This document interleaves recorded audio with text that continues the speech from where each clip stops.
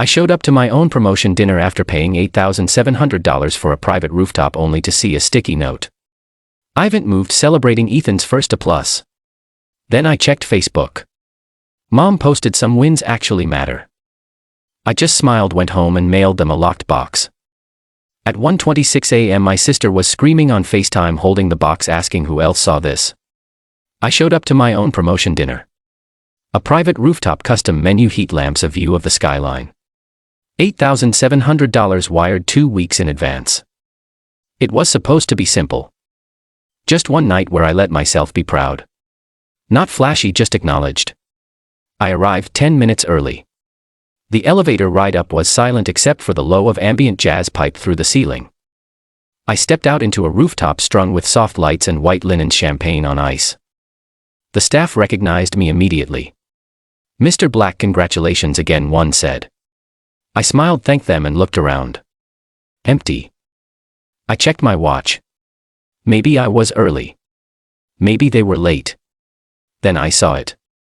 A sticky note, bright yellow, placed on the main welcome sign where my name had been printed in silver foil. Just 5 words scribbled in Sharpie.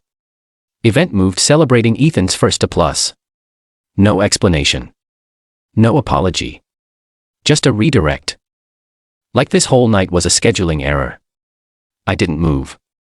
Just stood there letting the cold air bite through my sleeves.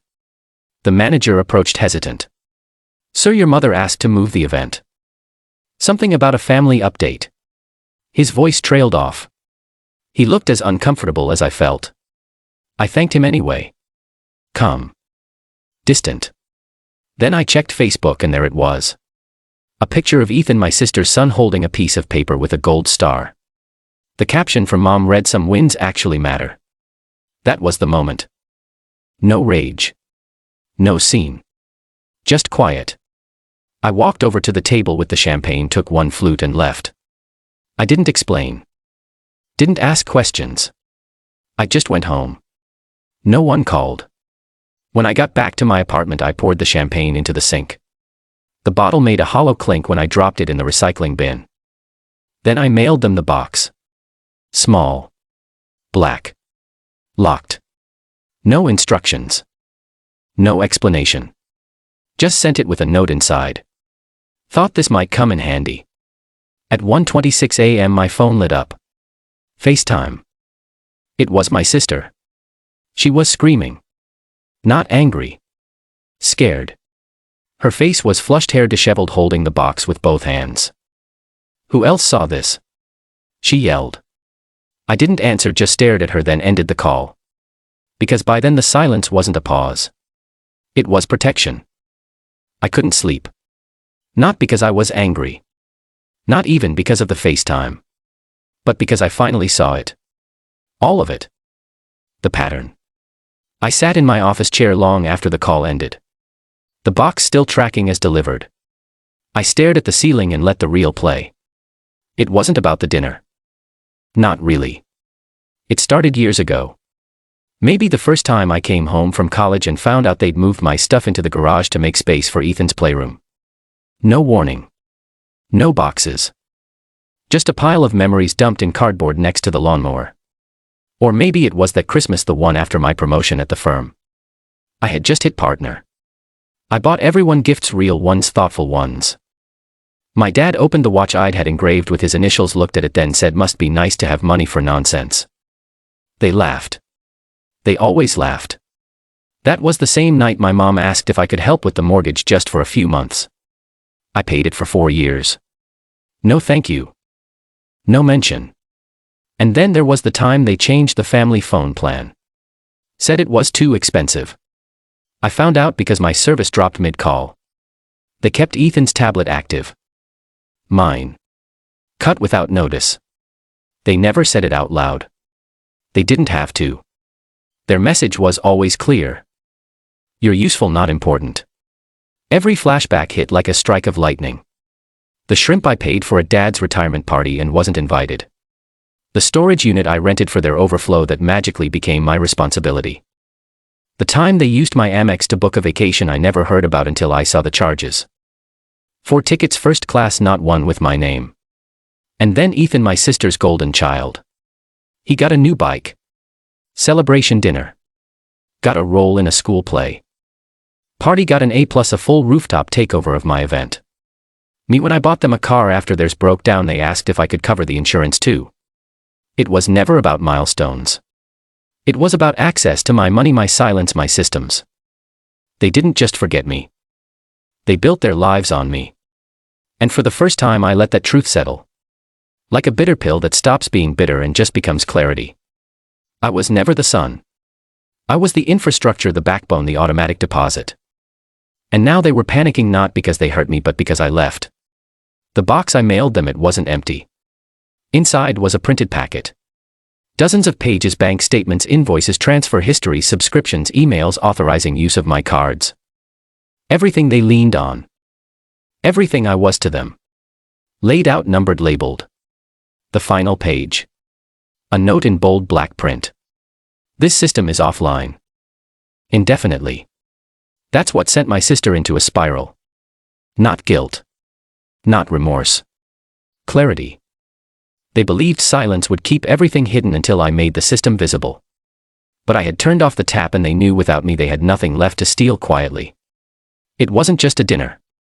It was a wake-up call they didn't want to hear. But now they couldn't unsee it. I woke up at 5:03 a.m. My phone was dark. No FaceTime. No messages.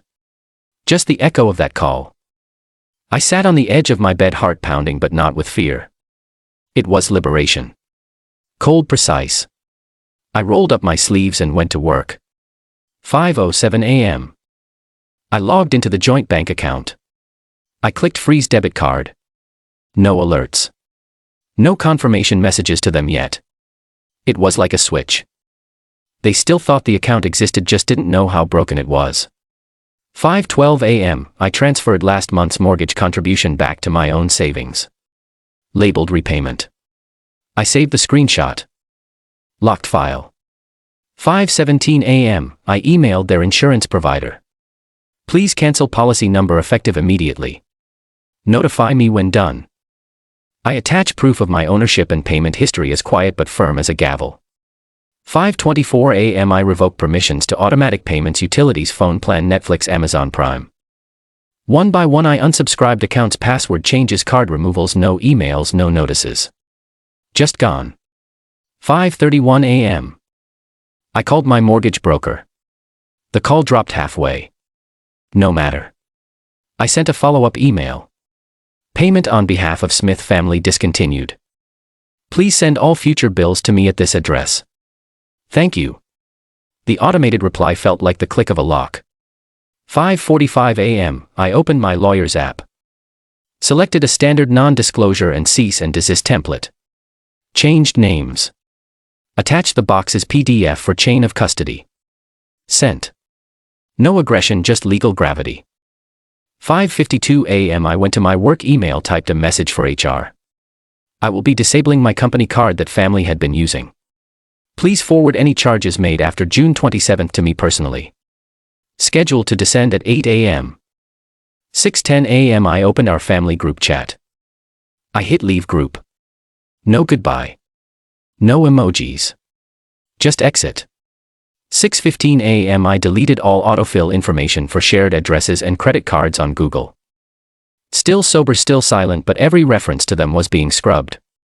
6:23 a.m. I set notification alerts for all revoked services. If when they tried to log in I would know and collect. 6:45 a.m. The Airbnb for Mom's summer reunion was still booked on my card. I canceled it. Received a partial refund. I printed the refund email. Another page in the packet. 7 a.m. I filed a ticket with the phone carrier. Dispute unauthorized use of my line. Terminate service as of June 27th. Provide billing history. No mention of who they are. Let them connect the dots. 7:15 a.m. lunch break, just coffee and a granola bar. I used the time to sync all PDF evidence of every change, bank, lawyer, mortgage policies. I organize by date marked with tags, frozen 5:07 a.m. Card revoked 5:17 a.m. DRE, it became a weapon of clarity. 8 a.m. HR email sent. Family card disabled. Forward charges. This was the first ripple beyond me. I braced for response. 8:15 a.m. I called Mom's dentist appointment that she scheduled on my card. Dispute. Invoice to her. She not me. A moment of almost smile. I cancelled it too. 8:30 a.m. She texted. Where's the family card? I sent a simple "you don't have it anymore." I didn't wait. 9 a.m. I received confirmation from the bank. Card frozen. Card disabled. 9:15 a.m. Insurance cancellation confirmed. 9:30 a.m. Netflix account disabled. Prime cancelled. Group chat still silent. Every confirmation was another brick falling out from under the house they built on my back. By 10 a.m. the packet was complete. I printed it all, organized it into a crisp binder, timeline, screenshots, letters, emails. I added a final cover page. System repudiation, all claims terminated. I didn't give it to them yet. That would come later with the public stage. Afternoon. I worked normally at my desk, though I could feel the quiet tension. They'd realize. They'd scramble. But they wouldn't find me. The silence was mine. By 4:30 p.m. I sent a calendar invite to each of them, Mom, Dad, sister, and even Ethan through his mother's account. Review of family system dependency 7 p.m. Friday at 5 p.m. No video link, no physical location, a digital gauntlet. They responded, Mom, what is this? Dad, should we attend? Sister, are you kidding me? All invited. All notified. 5 p.m. hit. The group notifications surged. 6 p.m. FaceTime request from sister. Declined. I sent reply. Please review the packet before discussing. 6:30 p.m. Another call. Another text. More inbox spam. Still silent. Still methodical. When 7 p.m. struck, the invite popped open. No link.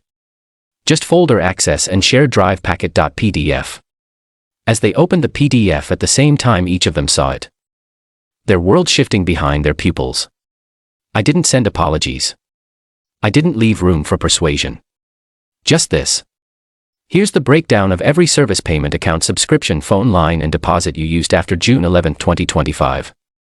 Everything is now either frozen, cancelled, or reassigned. You are no longer authorized. If you wish to regain access, contact me.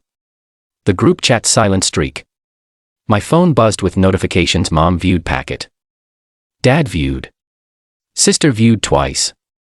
At 7:05 p.m. the silence broke. Mom, we need to talk. Dad, this is ridiculous. Sister, this is insane. You can't just do this. They flooded the chat, but I didn't reply. I watched. I didn't need to be right. I just needed to not be used. And as they typed, I smiled.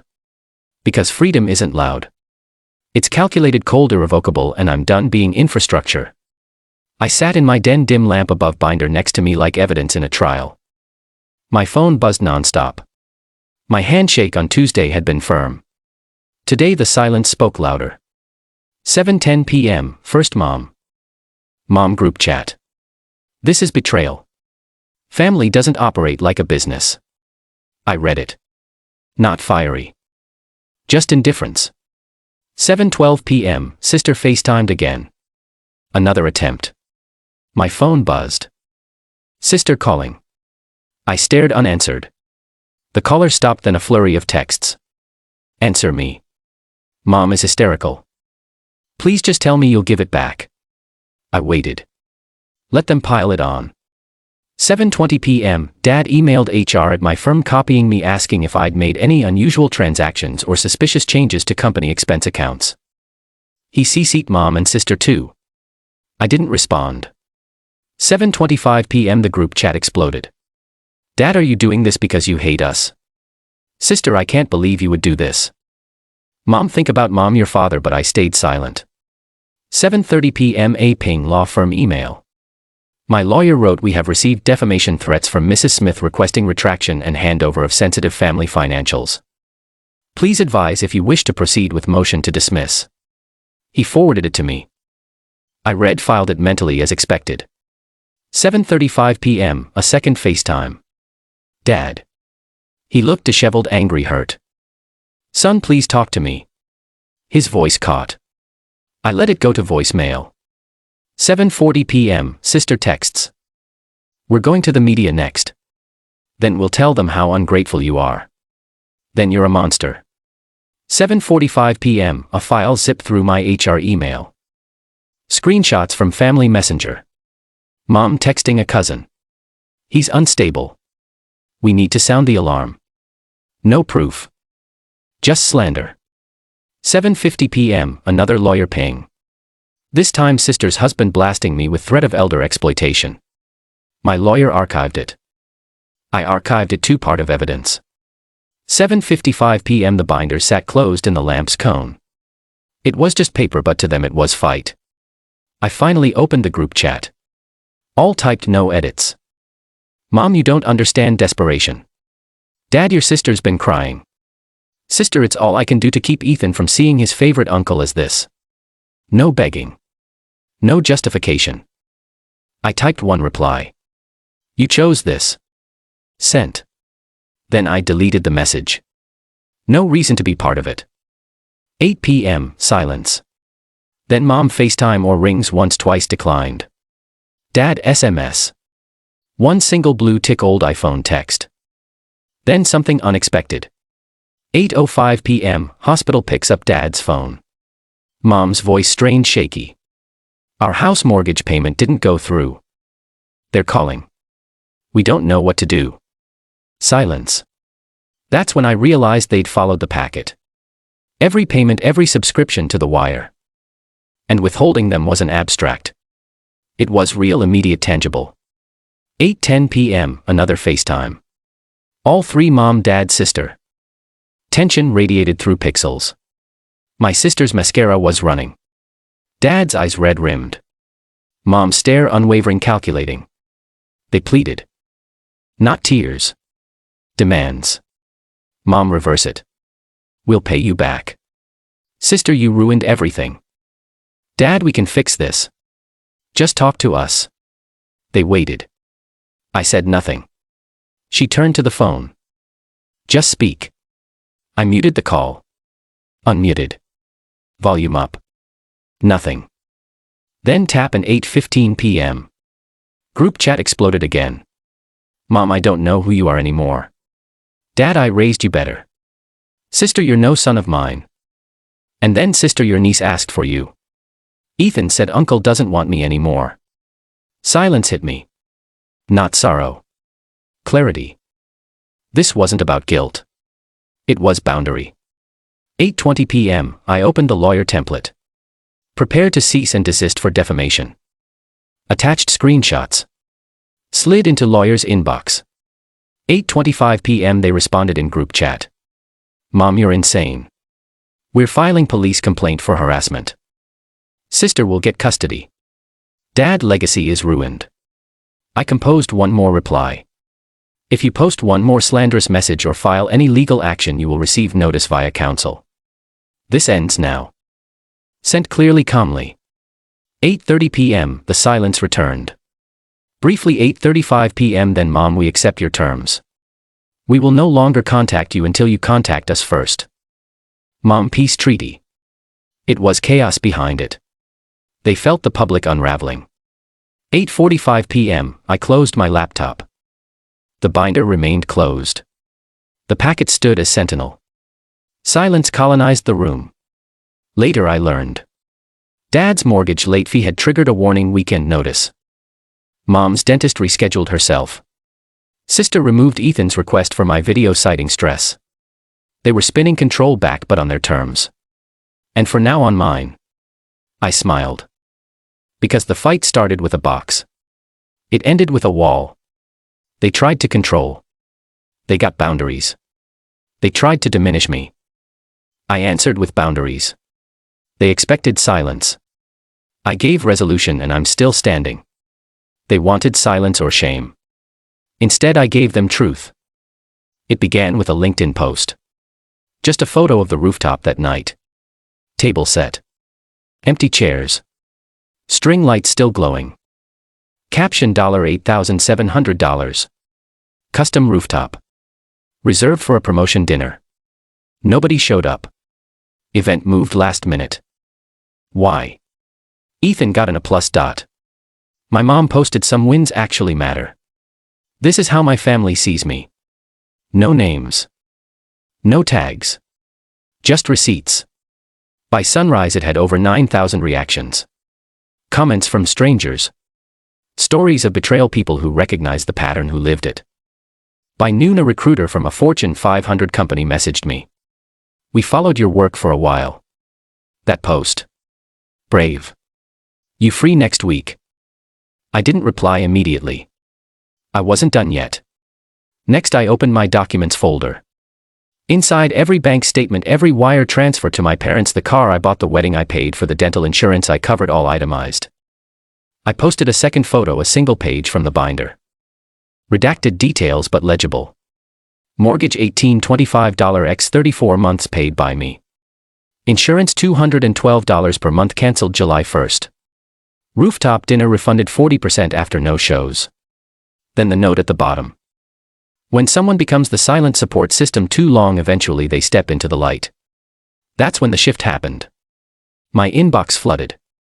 Former classmates, co-workers, distant cousins, one even wrote. They told us you were unstable. I'm embarrassed I believed it. Another. I always thought you were the quiet one. I didn't know you were the backbone. Then came the media requests. 3 blogs. 1 podcast. I declined interviews. But I agreed to one thing. A feature essay. Titled The Invisible Sun. The piece went viral in a day. It was cold, honest, brutal, not bitter, just receipts, screenshots, canceled payments, the sticky note, the Facebook post, the voicemail where my sister screamed, "Who else saw this?" The final paragraph. I didn't write this to hurt them. I wrote it so nobody else would believe that quiet equals disposable. I gave until they erased me. Then I erased the access. That broke the spell. By day 3 my sister deleted her Instagram. My dad removed the post claiming I'd overreacted. Mom. She wrote a 3-paragraph Facebook status about family being complicated. I didn't comment. I just liked it so everyone could see. And then I did one more thing. I gave my lawyer permission to forward the full binder to 2 people, the family's accountant, my employer's legal team, because I wanted the record clear, not revenge rebalancing. My silence had been their weapon. That was my edge. Because when the lies fell, all I had to do was show the receipts. And I still have pages left. I didn't expect them to show up. Not after the binder. Not after the LinkedIn post. Not after the silence. But families like mine never retreat. They recalibrate. The knot came on a Sunday late afternoon. Same rhythm my dad used when we were kids. I opened the door. There they were. All 3. Mom holding a Tupperware dish like we were still playing normal. Dad in the jacket I bought them last Christmas. My sister wearing sunglasses though it was cloudy. I didn't speak. Just stepped aside. But I didn't invite them in. We stood in the hallway. My home had never felt smaller or stronger. Mom went first. Her voice soft. Practiced. We talked. A lot. We didn't handle things well. I said nothing. She offered the Tupperware. Chicken. Your favorite. Still warm. I didn't take it. Dad followed. Less smooth. More brittle. This family is cracks. Always has. But we built something. It's worth fixing. My silence held. Sister. Do you even care what Ethan thinks of you now?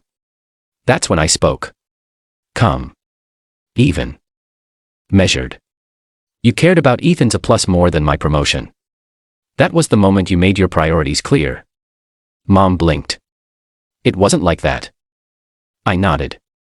It never is. Until someone prints the receipts. Dad stepped forward. His voice dropped. You're our son. You'll always be. That has to count for something. I looked at him. You're not wrong. It counts. That's why I gave you everything. Until I realized it wasn't being given. It was being extracted. Silence. Mom's hand trembled slightly. What do you want us to say? I exhaled. A long, patient breath. Nothing. I'm not here for apologies. I'm here to say no. They looked confused. So I clarified. No, I'm not reactivating the accounts. No, I'm not refilling the mortgage buffer. No, I'm not your backup anymore. My sister muttered something under her breath. I turned to her. I didn't leave you because of money. I left because you never saw me. Not really. You saw Function Contribution, a system you could tap without cost. She crossed her arms. You always thought you were better than us. I almost laughed. No. I thought I was part of you. I just stopped believing it when you gave away my seat to someone with a discount flooring coupon. That one hit. Dad tried one last time. We didn't mean to hurt you. I looked him dead in the eye. But you did. And you kept doing it. And now? I'm done. Mom's voice cracked. So what now? You just walk away. I nodded. Yes. Quietly. With my name. My piece. And all my passwords changed. They stood there stunned. Like the door had shut before it even closed. I stepped back. Didn't raise my voice. Didn't curse. Didn't cry. Just one final sentence. This wasn't about one dinner. It was about years of disconnection. And today I chose to walk away. And I shut the door. Click. Not a slam. Just closure.